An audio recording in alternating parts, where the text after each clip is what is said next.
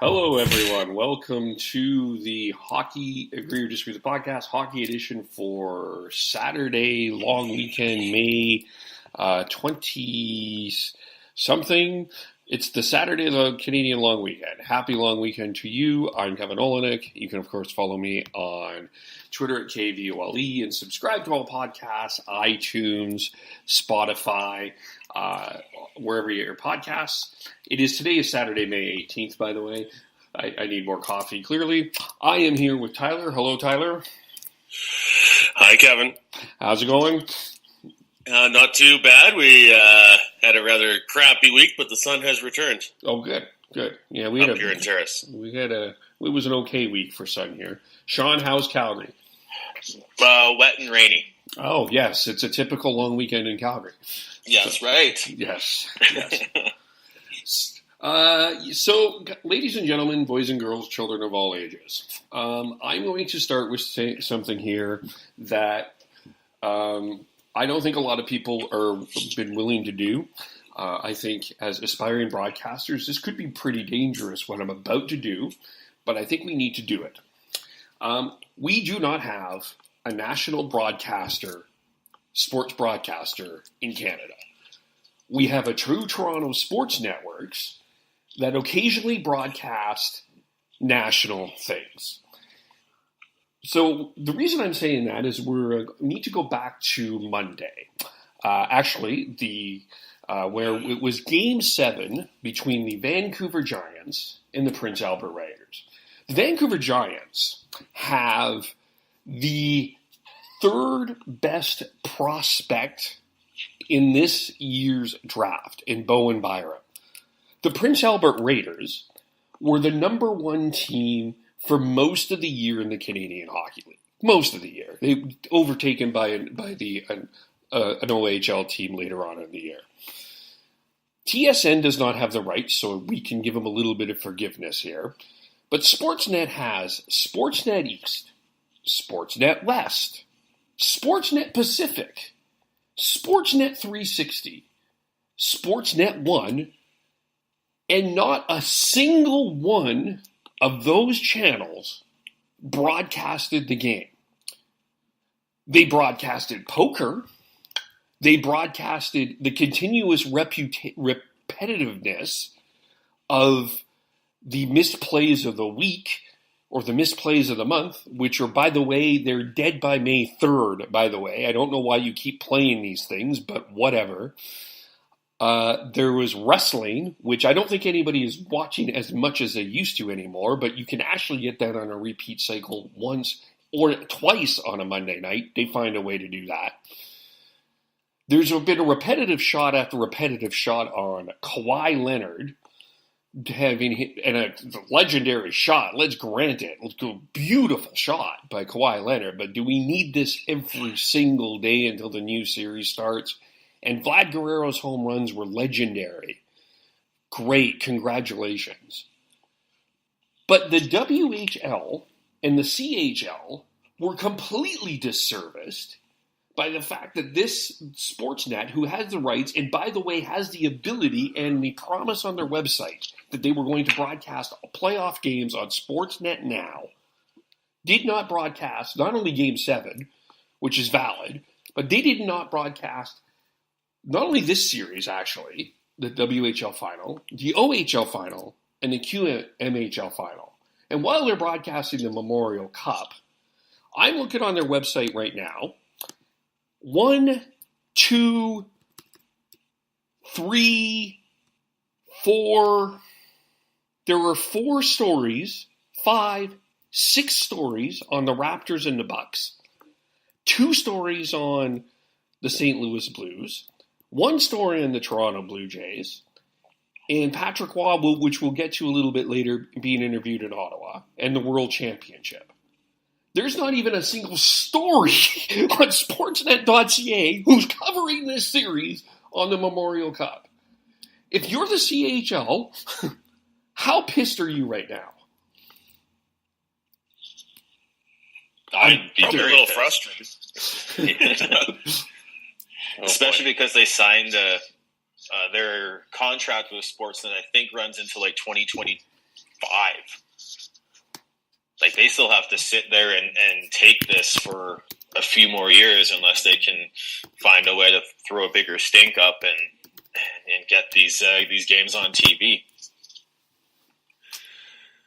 I guess there's a few issues here, Kevin. I mean, I think you're right on the money with everything. It's I kind of find it amusing now. Way back in 1998 when Sportsnet came in, it was the regional channels, and everything was done very regionally. Even I think they called it Sports Central back then, their highlight show.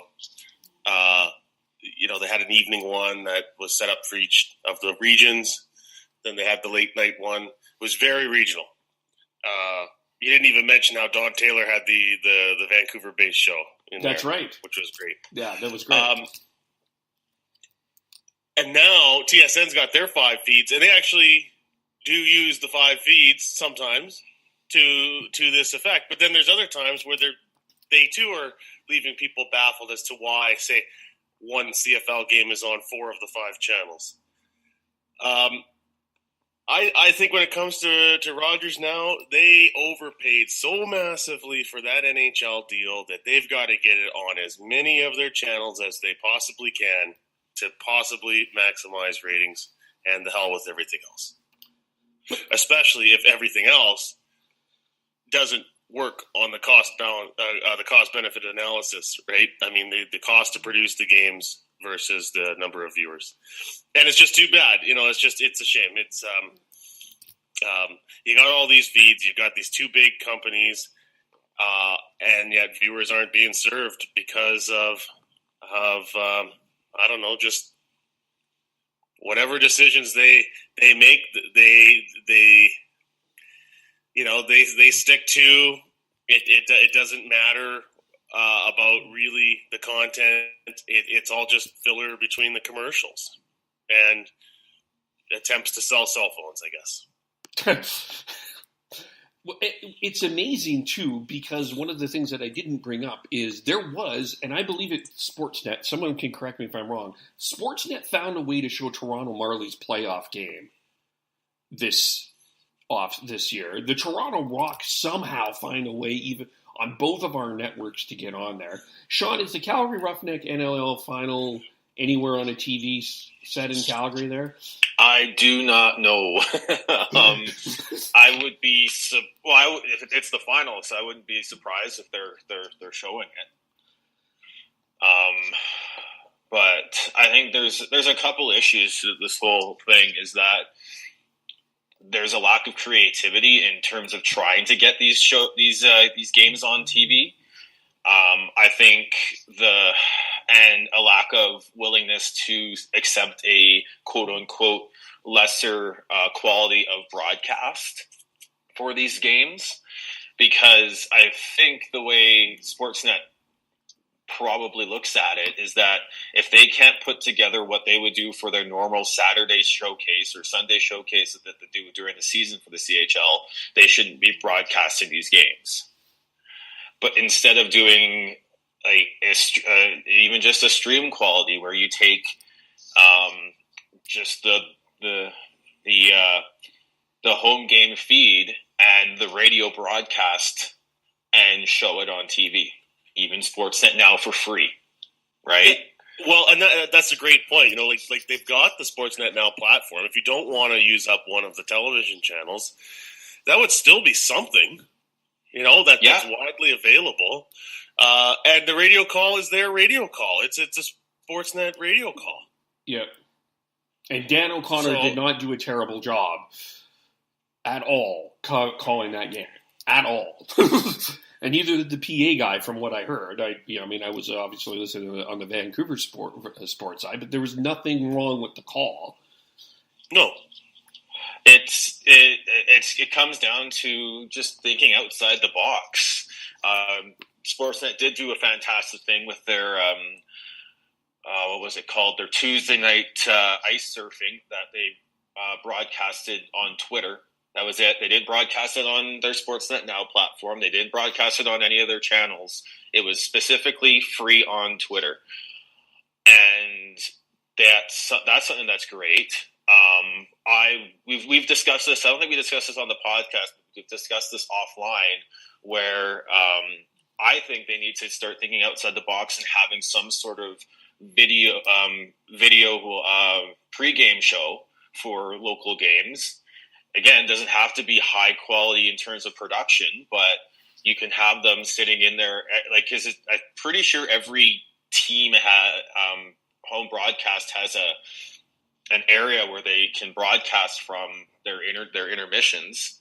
You just have them do like a half hour pregame where you can sit there and they can talk about previewing the game and talking about the last game and all that, and then just have they don't even have to be on TV. They can just show the warm up, because I think there is a market for that for the diehard hockey fans, and that's just we're at a point in what's available online and what people and fans are expecting, that these big companies need to start thinking more outside the box and using the internet and their streaming services and their radio services, combine them and find a way to make more content that they can sell more advertising space for. And doesn't do a service to the Memorial Cup, because this is a great opportunity, win or lose, for all of they didn't broadcast any of the finals. So this isn't even a WHL issue. They didn't broadcast any finals. This is a great disservice to the Memorial Cup, because the more you see of something, the more interested that you are. And I don't know why am I interested in the Memorial Cup on a long weekend when it's pretty hot out, and I think it's worthy to grab a couple of beers on this long weekend. That seems more interesting to me than watching the Memorial Cup. And it's going to be on all of your channels. Why are you not promoting this? Yeah, that was my biggest argument when this came up, was why aren't you finding a way to get this on some sort of platform that's got Sportsnet under it and promoting it to help promote the fact that you're broadcasting the Memorial Cup. You're paying money to broadcast CHL games and to broadcast the Memorial Cup, but you're not doing anything to help promote that. Yeah. It's really bizarre to me, especially when you watch how TSN covers the World Juniors, and even, not only the World Juniors, and the World Championships as well. I mean, there's articles everywhere about that. Like, you will not get off that TSN website without watching Anthony Mantha's goal between the legs, which, by the way, was fantastic 6 times. Like, it's completely weird how poor they're promoting something that they own the rights for 2025. And Ron Tiago, I mispronounced his name, Ron Tiago was quite Togo. He was super upset, and actually said that TSN should be covering the junior should have taken the CHL. He was absolutely furious that this game wasn't on TV. It was such a disservice, and I can't blame him. Like I said, I think it doesn't necessarily need to be on TV anymore because of the amount of streaming and everything that goes on, but they need to find a way to get it under a Sportsnet platform instead of someone pirating the home feed from St. Albert, putting it on Twitch, and then sharing it across Twitter. Yeah, I mean, and that's bad for the league that situation exists. Yeah. Yeah. Like, everyone was like, okay, where can I find a pirated feed? That's where things were at.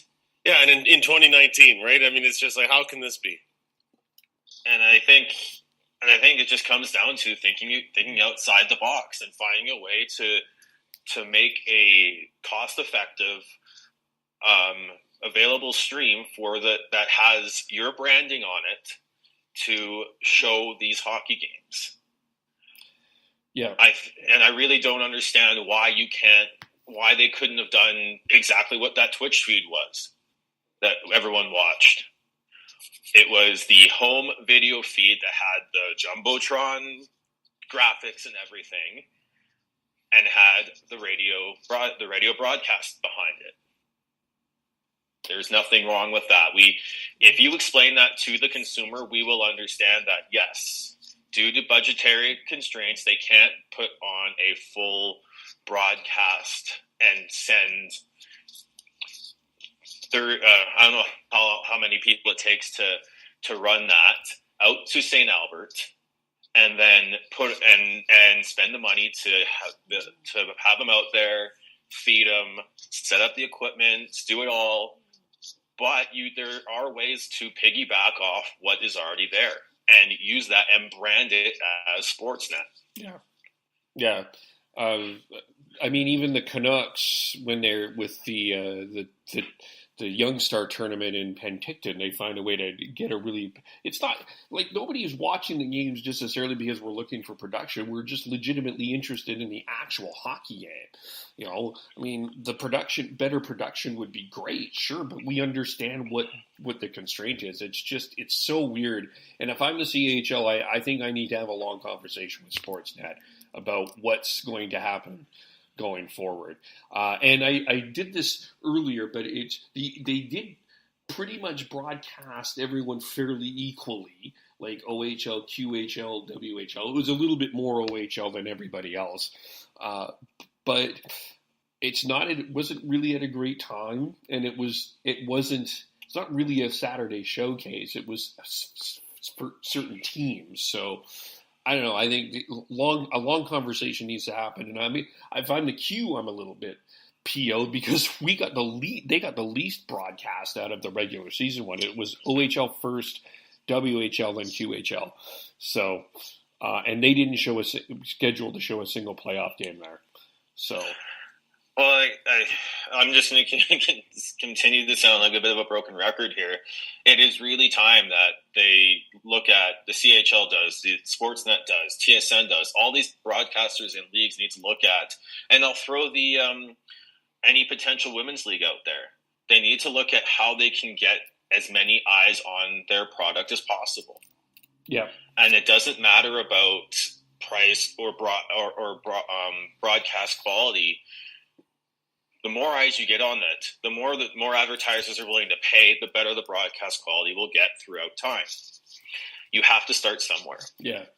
You look at how and as far as quality goes, I mean, I don't think it's much to get high quality. That's not a big obstacle now either. I don't think. No, but you look at how the TSN built up two of their biggest properties that they own right now, the World Juniors and CFL. They found a way to just get as much of the product out there as possible and advertise the crap out of it that they were broadcasting it. And now World Juniors are appointment viewing every December and January. Yep. Canada literally shuts down to watch that tournament. Yep. CFL on Friday nights and Thursday nights now are, as much as you can during the summer, appointment viewing for a very decently sized segment of the country. Yep. And viewers. You have to put the time and effort in. And I really think that if Sportsnet or if CHL can get out from that contract and go with TSN, they can, with the right people involved and the patience and willingness to put the time and effort in, and understanding that maybe the first few seasons may operate at a loss, you can get more out of that property than you would think. Yeah. Again, and then you go back to the fact that the Toronto major or minor midget, the big tournament there in Toronto got broadcast with, I would say, really good quality with top end announcers calling the game. Yes, I'm sure that there was some sort of benefactor who paid a little bit more to get that on TV, but someone needs to hold the torch for the CHL, and someone needs to hold whoever holds the broadcasting rights right now at Sportsnet accountable to show these games. Yeah. Well, we'll see where this goes going forward. We'll see how the Memorial Cup goes on here and how the ratings are as the week progresses. Will be very interesting to see what happens. But I guess it's a big question, and hopefully they're having that conversation in the Sportsnet world. Speaking of broken records, leads us to the other story that happened on Monday. And lo and behold, the San Jose Sharks are in a game. And lo and behold, the San Jose Sharks have another penalty controversy that goes to their advantage, and they end up winning the game. And lo and behold, we have another referee controversy. Timo Meier threw a better pass than Tim Tebow threw in any of his career throws in the NFL to Erik Karlsson, which led to the victory, Game 3 victory for the San Jose Sharks over the St. Louis Blues. We'll get to their response after, but Alex Pietrangelo was asked for what happened. Did he get an explanation? So I'm sure there was some sleep tonight after looking at it, but that's all I'm going to say about it. Did you see it? That's all I'm going to say about it. Yeah, nothing really to say. There was no explanation. Craig Berube said no explanation was given. Kay Whitmore was seen in there was a transcript of an interview. I didn't see him online, but Kay Whitmore, the supervisor, said that it was what it was. It's exactly what you saw. So I guess I don't know where to begin here. Actually, I do, because Sean brought it up, and I did put it up as a poll. Instead of going to the review part, one of my first goals I scored in hockey, I actually did kick in. I fanned on the shot, and I kicked it in. With the skate, I kicked it in, and I celebrated like it was, no one said anything, so it counted.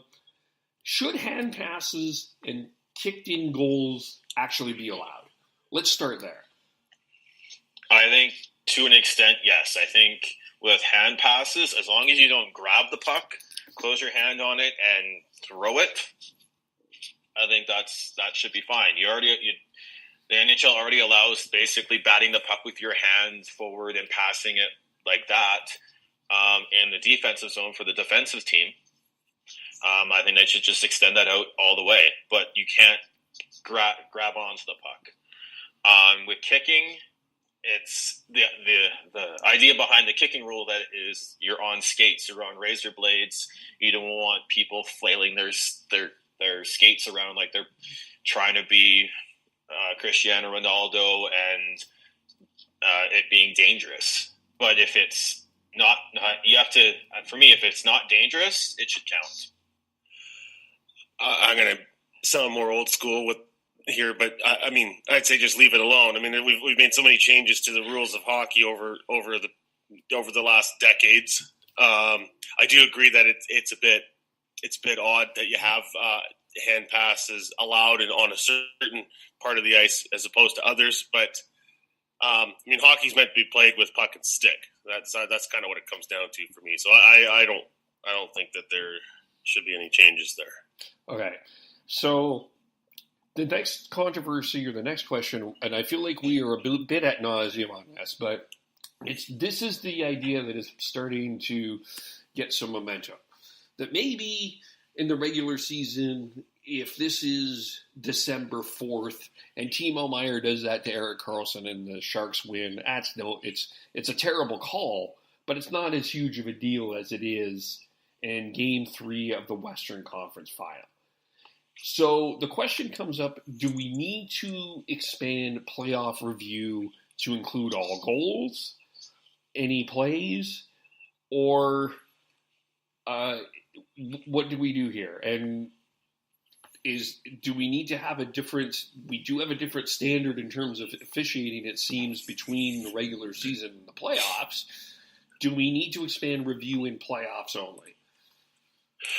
As long as we're not giving the coaches more opportunity to manipulate the process, I think it's fine. I think the concern for me with expanding video is that if you're going to make it a challenge system, it drags on because you have to give the team time to consider whether they want to take the challenge or not. Then you have to have the decision be made. Then you have to have the referees come across the ice, announce that the challenge is happening, blah, blah, blah. It all kind of drags out. And you know, the more that you implement challenges, the more strategic manipulation there is from the coaches. Like I said last week, I would like to see some kind of eye in the sky type of setup where there is somebody or some people watching every game. They have a wide view of the ice. They see everything all in one shot. And if there's anything non-discretionary there that jumps out at them that's a miss, they can, page the referees and get them to hold up the game before proceeding with the next face-off if something was missed. Something like, something non-discretionary, such as the puck going out of play or a hand pass or a high stick or whatever. I agree with that. We need to get, for me, I have no issues with video review. I have issues with coaches' challenges. There's too many little loopholes. There's too many smart people who can exploit that. The way I look at that whole San Jose Avalanche and Colorado Avalanche offside ruling is that would that play have gotten reviewed if there was not a coach's challenge? No, nobody would have even noticed. Nope. Exactly. So, and because that, then you're still following the spirit of the rule that there was no offside, and all that. So get rid of coach's challenge. Add another official that has video, has access to all the angles that is available. Sits up away from the play, watches via video, and is in constant communication with the on-ice officials. That official has the ability to call a penalty if it was missed. That official has the ability to say, look, we need to review this goal because I think it was offside, or I think it was kicked in, or I think it didn't go in. And then that's the only review that you have available. Because you take away any sort of challenge that can get exploited by a coach looking for an extra timeout, a coach looking for a hope and a prayer that it was actually offside or it was kicked in. And I also think that fans, media, players all have to understand that mistakes are made. Shit happens. We have to understand that and just move on. Yes, we want the most accurate reffing and officiating as we can, but we have to understand that mistakes happen. And I also want to see more transparency from the officials about and explanations on how each play happened. Yeah.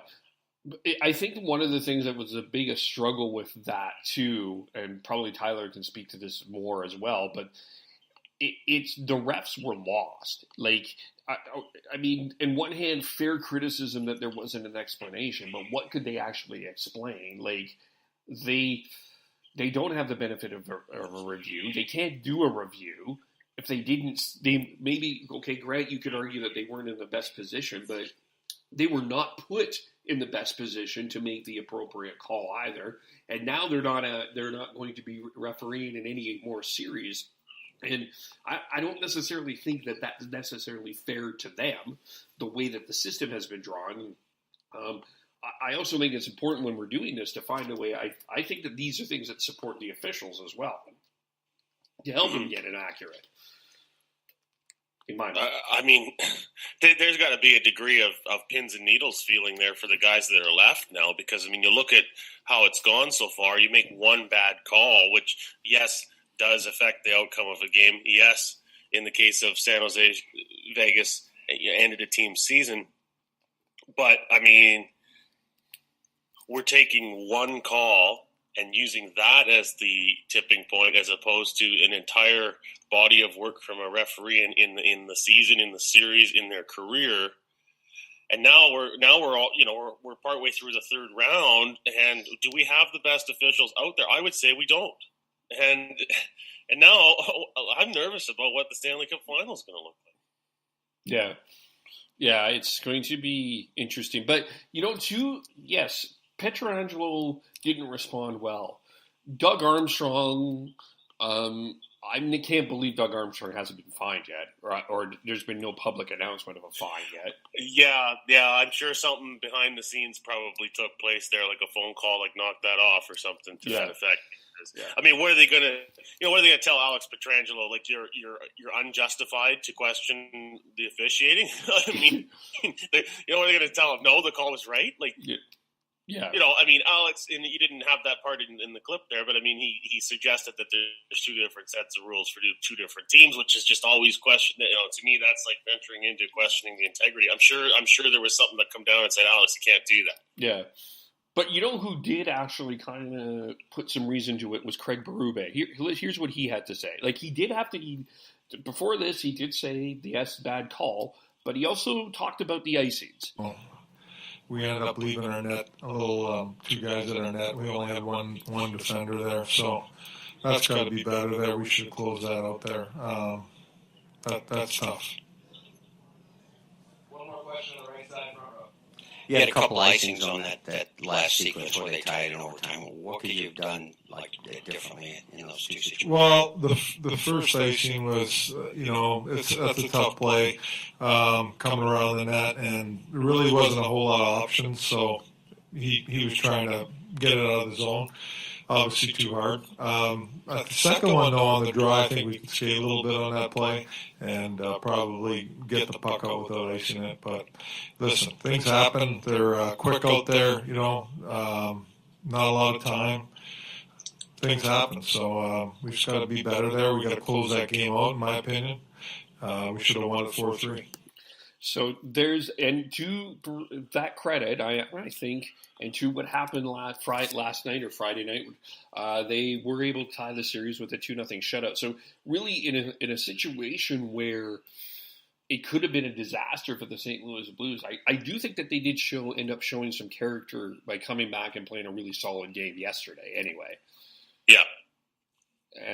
And Binnington in particular. I mean, he's the one. There's the one guy that needs to. If there's somebody here that's going to grab the bull by the horns here and say, okay, we're moving past it. The goalie puts up a good performance that calms things in a hurry. Yeah, absolutely. Sean, did you have anything to add? Or? No. Well, other than just like in that quote from Berube, it's like it's a fast game. Things happen. We made a mistake.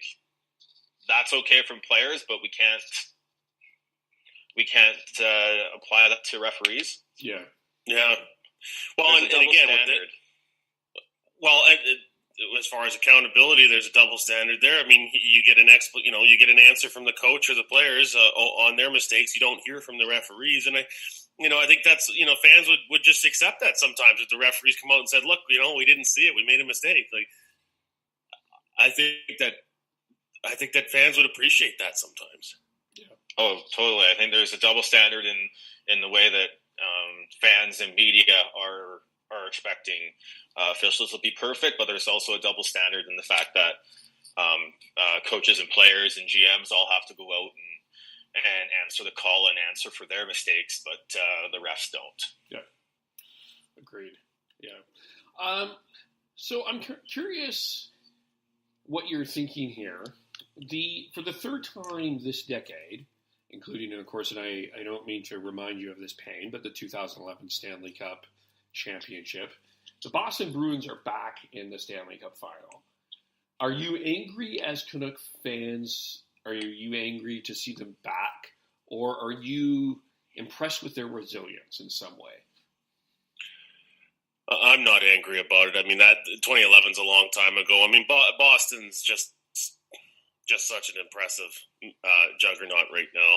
I mean, I don't see how they not win this cup this year. But Yeah, pretty resilient. I mean, they were up against it in the Toronto series.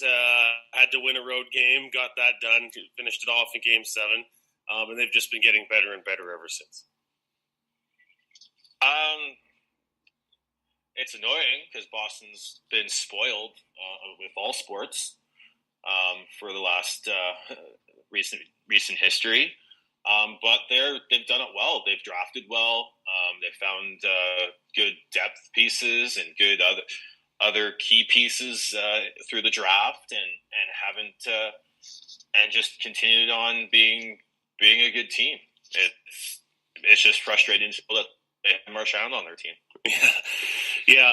Well, the other issue here too is how well they've managed their salary cap situation. Like if you go to Cap Friendly and have a look at their roster, the highest cap hit on the team is David Krejci. I mean, we don't even talk about David Krejci much because of some of the other great talents that they have on that team. He's $7.25 million. Rask $7. Bergeron $6.875. Pasternak, Marchand, Backes, Krug come after that. Chara, a very modest $5 million cap hit. Go down the list. I mean, they've spread around the available salary very well there, and look at how deep they are because of it. They got Jake DeBrusk under $1 million.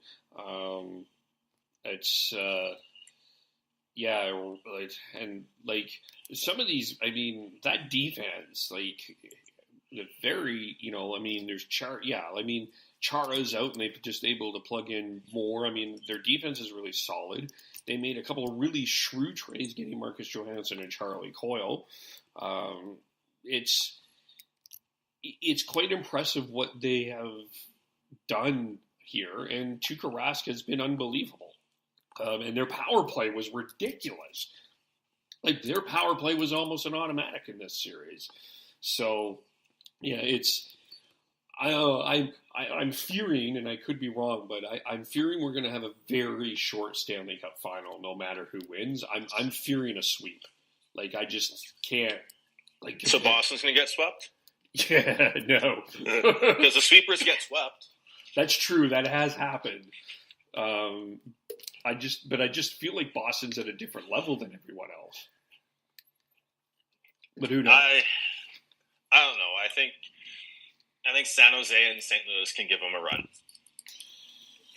It's going to be tough if San Jose. If this goes 7, that's 21 games for the San Jose Sharks. Yes, that's the only issue is that how beat up is San Jose because Erik Karlsson's not 100%. Joe Pavelski's not 100%. Who knows who else is dealing with something major. But that's just the way it is, and that's just the way Boston gets lucky. Yeah, this decade, it's their 10th appearance in a championship. Since they broke the curse of the Bambino in 2001, they've been to 18 championships in all professional sports. And if the Bruins win, this will be their 3rd professional championship celebration in the last 8 to 9 months. Yeah. LA, I should point out, won the Stanley Cup in 2014, and they played all 21 possible games in the first 3 rounds, winning all of the Game 7s on the road. So it is doable. I think for Boston, the key is Tuukka Rask. I mean, he's playing better than he's ever played. It seems like, if he can keep that roll going, then I don't think the Western Conference team has much chance. But if Rask is beatable, I mean, especially if it's St. Louis that gets through. I mean, Binnington's been so great. That the goaltending matchup would look pretty interesting if it was a St. Louis-Boston series. But I think that's the key. If Rask is looking beatable, then suddenly this could be a pretty long Stanley Cup final. Yeah, we'll have to see. That will start on May the 27th. We haven't talked about the Canucks here, but Brock Boeser, and it looks like contract negotiations are starting with him, or have started this week. I don't think we're expecting anything done soon, but how are you feeling about that? Is it nice to get that started? What are kind of your expectations headed into this? I'm expecting something long term. 6, 7, 8 seasons, around $7 million. I got turned on to this contract projections for done by at evolving wild on Twitter. They've done very much a statistical analysis of stats, previous contracts, and everything. And then they've gone through and have probability of term length, as well as projected cap hits for each term length. And I'm basically going to be using this throughout the offseason to look at what is the expected cap hit. And they've got Brock Boeser signing a 7-year deal, just over $7 million per season. I think that's very fair. And I think that is something that Canucks fans would be very happy with if that's what they get. I would agree with that. I have to wonder what the effect of the Nylander contract is going to be on this a little bit. But, anything in that 7-ish range for a cap hit, I think is more than fair for Boeser. One thing that helps the situation is that the Bo Horvat's cap hit is very, very reasonable. That's it. Like within the Canucks organization, they've got some pretty good control over precedents there, right? Like there's nobody, if there was one of the young players already being paid really high, this would be a much more difficult situation for them. Well, the Nylander contract is his cap hit for the remainder is just under $7 million.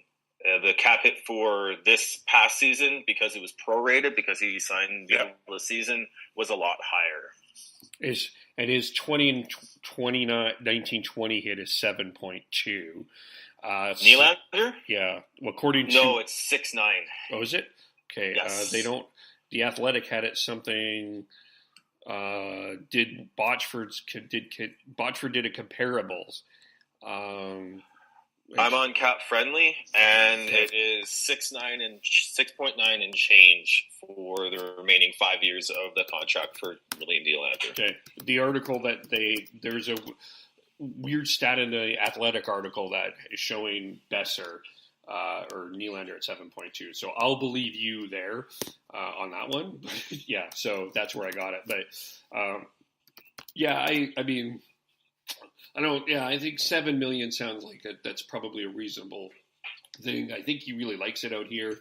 Loves it out here. It seems like a good fit. It's nice to get that they're starting to get that started. Do you see anything else getting started in terms of negotiations this offseason? Well, they still need to figure out Edler. And then, as well as Ben Hutton is the other sort of, I would say, quote-unquote, big name that the Canucks need to figure out a contract with or move on from in terms of trading away or whatever. And that's going to be a very interesting one to follow because he's got arbitration rights, and I don't think they see him as a long-term Canuck. Hutton? Yeah. Yeah, that's... Well, when you look at, they've got Hugh Levy coming up. I think they're quite. I think they quite like what they saw from Sautner and Brisebois. You got Quinn Hughes as well, and then depending on what happens in the draft, there's a few very good left shot defensemen that might be available for them at 10.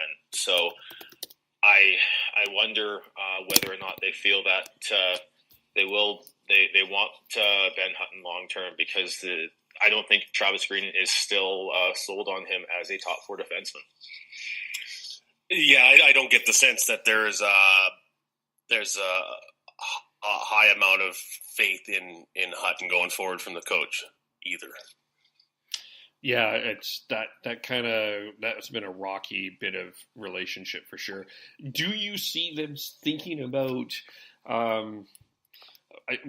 When I was thinking about this question, I thought about Markstrom, but I guess the other one is Goldobin. What are we expecting there? 1 year qualifying offer. He doesn't have arbitration rights either. I think he wants to give it one more shot from what I've deciphered from his new agent and everything. I think he'll come back for one season and then on a one year qualifying offer deal, and then depending on how he does in the off season and preseason, they'll either bury him in the AHL or he'll continue to be working hard to stay in the lineup with Travis Green. Yeah, I can see a 1 year. Give him one more shot. And then maybe you get, if not, maybe this is a guy that you can trade mid-season. I don't know. Tyler, what do you think? Yeah, I think there's probably willingness there from both sides to give it one more go here. It's still tantalizing what he could be with some of the talent that we see on display some of the time, right? It's just trying to get that harnessed is the challenge, and another year now under this coach, maybe with a fresh start, maybe things will go better. For sure, yeah. Do you think they start talking about Jacob Markstrom? No. I think that they have to see what Demko does and how he develops over the summer and through the first half of next season. Okay. I think if we see a extension before about this time next year, I think it'll be mid-season. Interesting. Do you see Markstrom as a trade chip? Again, that all comes down to whether or not Demko can step up and prove himself as a legitimate option for a starting role. Because Markstrom's looked good, and he's getting up there. And what term would he be looking for his next contract? Because he'll be 30 when 30 or 31 when that contract kicks in. Yeah. So, is he looking for a 2-3 year deal, or is he looking for longer? And are the Canucks willing to put that much commitment into him when they've got Thatcher Demko and Mike DiPietro coming up through the ranks? I'm a big Markstrom guy, and I would hope that he's never being considered for a trade anytime soon. But he would net some kind of return. I think Markstrom's presence on the team and leadership is something that doesn't get credited enough. I don't think he does a pretty good job of bringing compete level to the whole team, but also helping to calm the water, especially when Scott Oak's asking him questions after a Saturday night game. He's very good at providing the team some good perspective there through the ups and downs. I'm always impressed with his interviews, and his play just keeps getting better. So I hope that Markstrom's not going anywhere anytime soon. Yeah, he is a key guy. I know. There were some Canuck fans that were suggesting, because you're never going to get him more from him than now, that this would be the time to do it. But it's we've talked about this before. If Benning's going to make that, I think this draft here in Vancouver, I think Benning is going to make a splash. But to me, I guess my untouchables with the Canucks would be Petterssons, the Horvats, the Boesers, Quinn Hughes, and Markstrom. Those would be the five I would not be trading. I think everyone else is fairly expendable. For me, it's the core four. The young guys that you mentioned there, Kevin, those guys are untouchable. Everyone else, I think, is still available for the right deal. The issue with Markstrom is that, again, his age. How you have to look what Benning and the Canucks have to do is look at their window or expected window of being competitive, and try and figure out how they can load up for that window. If they feel that window is the next 2, 3, 4 years, then maybe you do lock him up and hope that he can continue to develop and be an above average starter and get him locked up to a cap friendly deal. But if you don't feel like that, you feel like that they're still a couple years away, then I think you need to start planning for the future and looking at developing Demko into that starter role sooner than later. Yeah, it's interesting. So is the first round pick in play for you? Yeah, I think that pick is in play. You can do it. I saw a fan offer. I'm not sure how realistic it is, but it would be trading down with the Rangers with the Winnipeg pick, picking up the Winnipeg pick and Chris Kreider for that 10th pick. You trade down, you add an asset. Kreider, I think, would be a fantastic add to the Pettersson line. He's got 1 year left, and if he comes in, plays well, but doesn't want, you have to gauge whether or not he wants to sign long term. And if he signs long term, great. You've got someone who plays a north-south game that can open up space for the Elias Petterssons and Brock Boesers on his line. But if he doesn't, then you've got a trade chip that can return the big futures package that fans and media have been clamoring for the Canucks to grab at the deadline. You look at what the Rangers got for Kevin Hayes. That was a first-round pick, a good young player, and another conditional, I think it was third or fourth-round pick.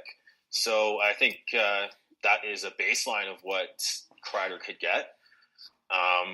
And then you go on from there. I think that's a type of trade that should be very much thought about at this point for the Canucks. How to gain more assets without moving down too much in that first round. So, or you move that pick for a bona fide player who can help them now and in the future. Now, I don't know, how much of an effect a sixth-round pick has in trying to make some deals, getting them done. But they do have 3 picks right now in the 6th round. They've got picks in every round, so they've got some pieces to work with there to try and make some deals happen with a little bit of creativity. Yeah, they do. Now, they do need to be creative this offseason to A, add more assets, and B, get rid of that glut of below average second, third, fourth line players that they have. Mm-hmm. So another scenario that I heard being talked about is we know that the Canucks are very high on Bowen Byram. If he does not, the speculation is from most mock drafts, he's probably going to go 3 to Chicago. Probably. The chances are pretty good there. But if he doesn't, you've got Colorado sitting at 4. They don't necessarily need a Bowen Byram. I mean, they wouldn't deny a Bowen Byram, but they don't necessarily need him. You've got LA. Do you think it's worth it to try to move up if Bowen Byram is sitting there? Again, it all comes down to how much that would cost. The Canucks aren't in a great position. Yeah, they've got some assets this draft, but they really need to stock up on prospects and picks and to build a base of rebuild that cupboard a bit to try and get to add assets for trades later, or to build a base of young players that can come up and push the limit and push push the older players. We talked about Boston at the beginning, early on in the podcast, and one of the things they have had is a good glutton of young players that have come up and pushed out older players and allowed them to make trades to add more picks and assets that way. And that's what the Canucks need to find a way to do right now, instead of just putting assets together to acquire just one player. As much as I would love to see Bowen Byram in a Canucks uniform. It's interesting the options out there. I mean, I mean, there is some things that you could do. I just don't think the Canucks need to be desperate, but I do think they need to make a splash, and that's how that balance of that, I think, is going to be very interesting.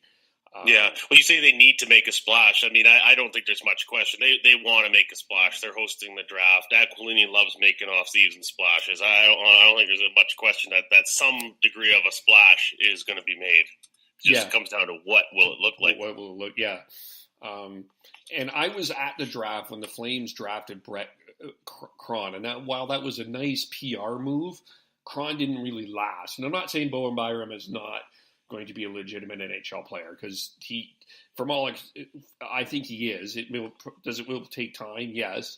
Would I blow up the farm to make sure I get him? I don't know.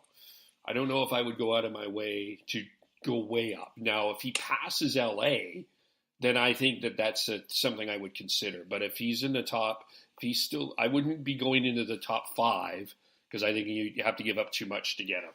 That's my thing. Well, yeah, and you said that the Canucks need to make a splash, and Aquilino likes to make a splash. Last time the draft was in Vancouver, they acquired Roberto Luongo. That's right.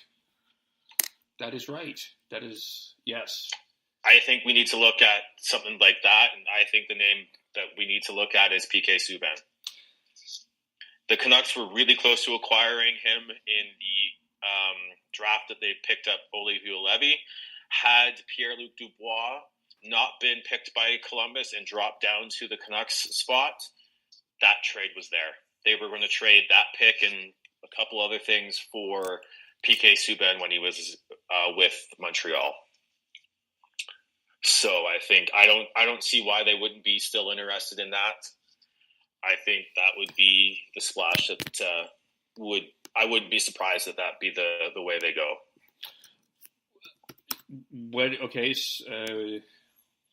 I'm pulling him up on Cap Friendly here as we're talking about that. But do you think he'd be where would you place him? Is he instantly on your top 2, top 4?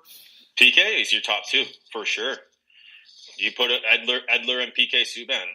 That's the top pair right there. I don't know how you can't be happy with that. Edler, PK Subban as your first pair. My guess is Chris Tanev would probably be part of that package going the other way, because he's a right shot. He's got a good contract.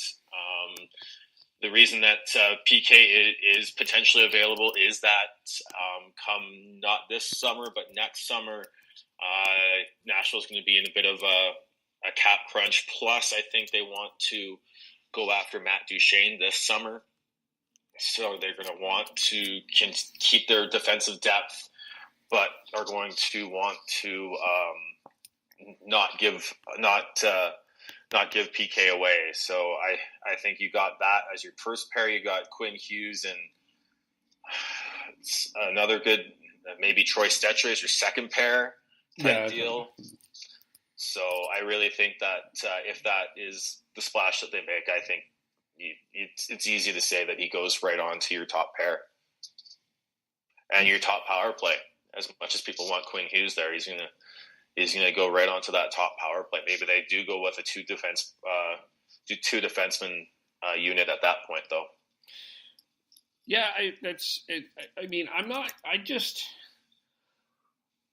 sure I'm completely sold on Subban. I mean, I think is he a number one D? Probably. I think he's probably the best that you can get, but I mean, his stats last year were not spectacular. I mean, they were okay: 9 goals, 22 points, or 22 assists, 31 points. Part of me also wonders though if he's I think he's very entertaining. I think he would be great in this community.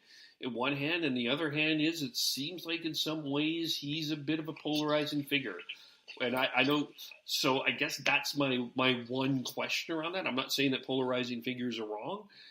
Can he, but I'm not asking for a patron saint here, but I'm not sure we're getting the uppest side of PK Subban at this point in time. No, probably not. But I still think he's an improvement on what the Canucks have. Absolutely. That especially on that right side, the best. They've got Troy Stetcher, who he's been fantastic. He's another player I think that would be interesting. I think they might be looking at. He would be the player that I would look at extending this summer, because I think he's finally hit the rapid. He's at the bottom of the rapid improvement side of his career at this point, and I think it'd be very smart to lock him up to a 3-4 year deal at below what he would be worth next summer, if they can get that done. And then you got Chris Tanev, who is very injury prone, right? So you need to find a way to improve that right side, whether that's throwing a bunch of money at Erik Karlsson, who you don't know how healthy he is, or that's throwing a bunch of assets to get PK Subban. But I think that's one thing that the Canucks need to do this offseason. As far as Erik Karlsson goes, I don't see him wanting to sign with a Canadian team, but I could see PK loving the idea of coming back to Canadian market just with that personality and the additional spotlight. So it would seem like PK would be interested in it from his side of the equation. I think so too. Yeah, and like as far as improving the defense, I mean, the Canucks went through how many different guys last year just hoping something would stick? Yeah. I mean, it does speak to their defensive depth being very thin right now, and a guy like a PK Subban would certainly immediately inject more depth. Yeah.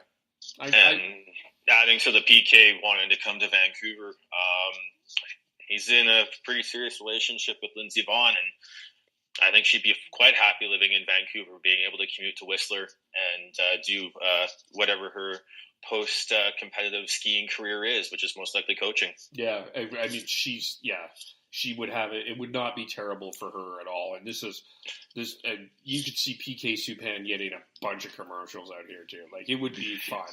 That's my only question is it on, like, is he on the downside? Probably, but I think he would help. That's the one thing. And despite his large cap hit, it's actually not that long of a contract going forwards. He's only got 3 years left at $9 million. So it's a high cap hit, but it's not super long, and he's only locked up till he's 33. So I think that's something that I think it makes a lot of sense in my opinion. Yeah, it's far more prudent than, say, bringing Milan Lucic in with this current deal. Like, there's been some talk about, like, no, PK would be pretty exciting. Yeah, I could see that. I think there's going to be some competition to get him. I think the Oilers will be in on that a little bit. He's number 5 in Frank Saravelli's trade bait. I think there'll be a lot of teams that will be curious about him. I wouldn't be surprised if the Leafs make a phone call. I wouldn't even be surprised if Calgary made a phone call either, to be quite frank and honest. But I think it's certainly an interesting idea. I think there's outside of Tampa, I think there's 29 other teams that would be fully in on trying to acquire PK Subban. Yeah, and the only reason I say Tampa is just because of their cap situation, and I think that's the only reason that would be holding Toronto back too from making a decent offer. Yeah, because as I said, one of the reasons why Nashville would be looking to move him is cap reasons, because they're looking.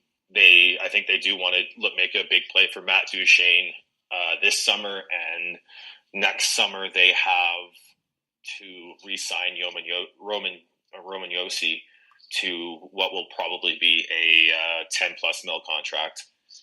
And Nashville needs to find some scoring up front. So you will have to, and you have to trade. Well, make a move on that blue line to get that for sure. So yeah. And there's some. I think this draft. We'll move on here in a second, but this draft I think is going to be quite fascinating because I think there's going to be a lot of things in play here. But it will be quite fascinating. And I think Nashville will probably be in the center of a lot of things actually. So I think that will be interesting.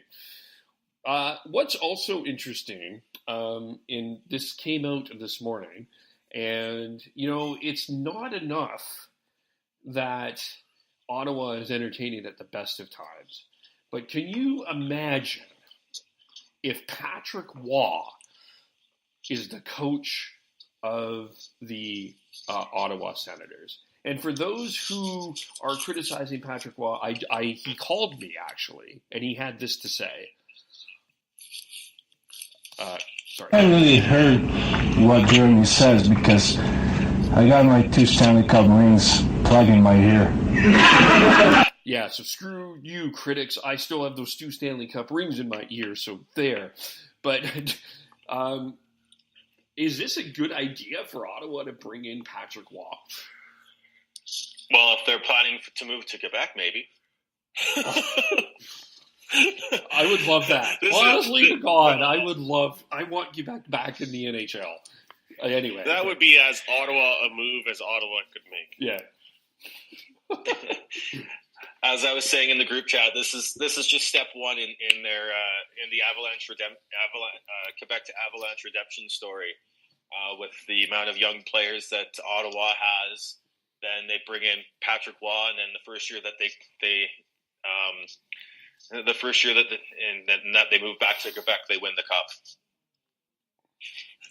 John's got this all drawn up on his whiteboard. Yeah, he's got a whiteboard. The whole flow chart is just all the details. Yeah. Oh boy. Oh, but in all seriousness, I think it's at least to listen to what he has to say. I think it's a smart move, but Melnyk and Waugh in the same organization. I think that would be quite the media gong show. Yeah, it would get some interest anyway. Oh boy. Ian Mendes wouldn't be bored. No, he would not. Nope. You might get called Bush League again. Yeah. Yeah. I gotta find that. Pat don't like his question. Yeah. Why not Mark Crawford? Just out of curiosity, why is he not being considered there? I think they just need there. I think Melnyk is just pushing for something new to try and help sell tickets. Honestly, I think Crawford would be a fantastic coach there. He's not the old Mark Crawford that we all remember from his days in Colorado and Vancouver. His time away and time out coaching in Europe has really changed him, and I think he'd be a fantastic coach to help bring on the young players. But I think it's just they want new blood. Yeah, and we're still, Ralph Kruger is hired by Buffalo. I actually don't think that that's that terrible of a move. I think he's a good coach. I know he's been out of the league, but I think that will be fine. Edmonton, I'm not surprised that they're taking their time on that. Anaheim is surprising me because I seem to think that this was Dallas Eakin's job to lose, and they haven't made that pick yet. I'm wondering if the Oilers are in on Eakin. Oh, geez, if I were one of their fans, I'd hope not. It's just it just seems to be the circle of ex-Oilers coaches going to either Buffalo or back to Edmonton. Is all these rumors. I don't know. I think Eakins it will stay either coaching in San Diego or will end up in Anaheim. I don't think he'll have any appetite to go back to Edmonton. Yeah. I don't necessarily see it either, but I'm wondering if I don't know who's on that Oiler radar, I guess. And it's surprising to me that the Ducks haven't named Eakin as a coach at this point. I think I think I think one thing is Bob Moore's a little old school, and I don't think he's going to announce a coach until after the playoffs are done. With it being a head coach, you don't really need to rush getting them in because I don't think it really matters in the draft. No, that's fair. So I think you just need to. I think he's old school and is in Gary Bettman's pocket a little too much, and doesn't want to quote unquote overshadow the NHL playoffs. Yeah, it could be. It's interesting. It's just because I was thinking I'm like, we haven't heard much about on the coaching front yet. So, but I guess that will be interesting. Is there anything we did not talk about this week that you do want to talk about? Maybe just very quickly. Happy trails to the Carolina Hurricanes. Quite a run there. Reinvigorated the market with their season this year. Unfortunately, just completely went flat after the second round, and never seemed to get it figured out against Boston. Justin Williams, I hope he comes back and gives it another go next year. He is a free agent. I'm sure he'll take some time to consider the future, but who would have thought Don Cherry just making a comment in passing would turn into this phenomenon with a bunch of jerks? Yeah. Thanks, Don. The other thing with Carolina is that they've been on the cusp for a while now. They just hadn't gotten the goaltending, and when they get the goaltending, they're a really tough team to stop. And I think with Brindamore as the coach, and then their front office is very much very open to listening to analytics and using them to help build a team that can use them to their advantage. It's a good combination of old school and new school thinking. I think this is just the beginning of Carolina being a good team going forwards. Yeah, they've got the defense for sure. I think they'll probably have to shore up their goaltending a bit. They got a pretty solid forward group, and Rod Brindamore, I think, proved that he could be a competent coach in the National Hockey League. So, yep. I don't see Carolina going anywhere, quite frankly. So, anything else? No, I think that's good. Maybe next week we'll spend a little bit more time talking about Ryan Kessler. We haven't had that conversation yet, Ed. I'll give you some time to think about that a little bit, because I know that's a polarizing name in some in the Canuck community, but I think it's quite possible we've seen him play his last game in the NHL. But we'll save that for next week. What do we have coming up here? We've got Cam Robinson coming up next in a couple weeks here. And he has a new number 1 on his draft board. So I'm going to be interested to talk a little bit about that with him. Do we have anything else on the roll here? Or?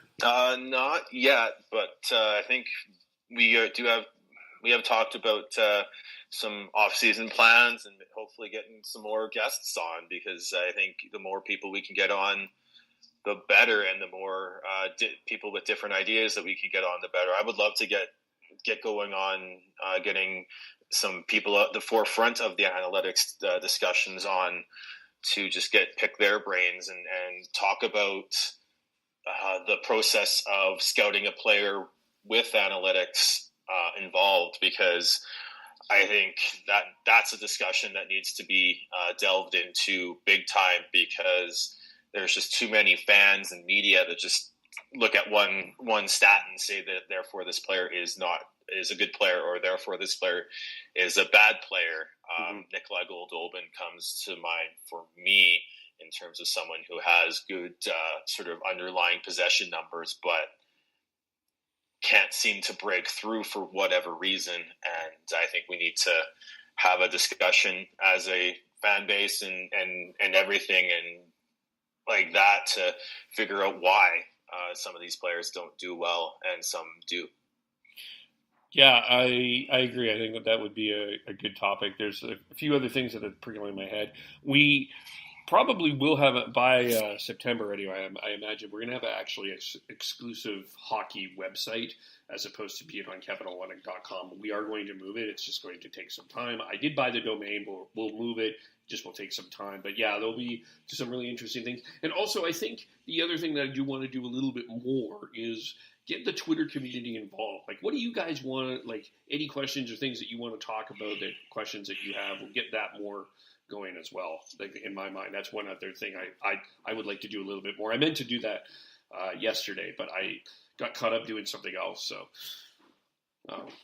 that took a little bit more time. But anything else, Tyler? Or? No, I think that's been another good Saturday podcast. All right. Yeah, follow Tyler. Where do we follow you? At T Noble on Twitter, TNOBLE. And Sean? I am at BeardyCanucks03 on Twitter. And I'm at KEVOLE. We will talk to you all next week. Have a great weekend, and we'll talk to you all soon. Bye for now. Well, at the end, obviously, we're frustrated, but I mean, he's got Bordelot and McLeod on the ice, and even if they start something, a coach has no right to start yapping at players. I mean, it's not our job to be yapping at players, and he's coming over whether the players yap at him or yap at me. It's not our job to be going back and forth with their players, and then all of a sudden I told him that that's bull. It's Bush League.